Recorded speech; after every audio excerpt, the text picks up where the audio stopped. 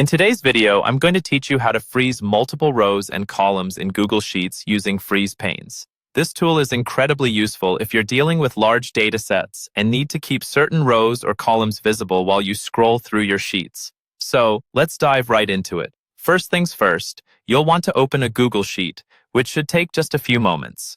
Once you have your Google Sheet open, we'll start with setting up our freeze panes. The first step is to place your mouse pointer in the small square at the intersection of column A and row 1.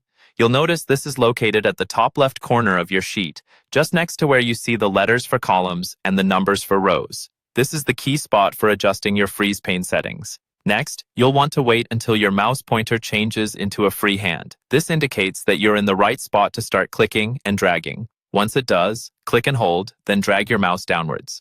You'll see a thick, dark gray line following your movement. Drag this line downwards to row 10. What this does is it essentially locks in place all the rows from 1 to 10, meaning these rows will always stay visible even as you scroll down your spreadsheet. Once you've got your rows frozen, it's time to do the same for the columns. Return to that small square at the intersection of column A and row 1. Once again, wait for that pointer to change to a free hand. When you see that icon, click the square again, but this time drag your mouse horizontally towards the right, all the way to column J. You'll notice again that thick gray line moving as you drag, and upon reaching column J, release the mouse. Now the columns from A to J are frozen, ensuring they stay on screen as you scroll horizontally through your data. And there you have it.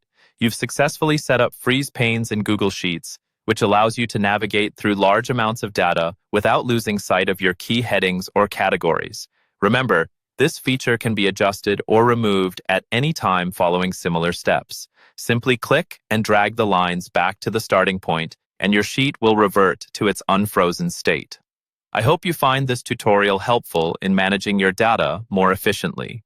If you have any questions or need further clarification, feel free to leave a comment down below. Thanks for watching.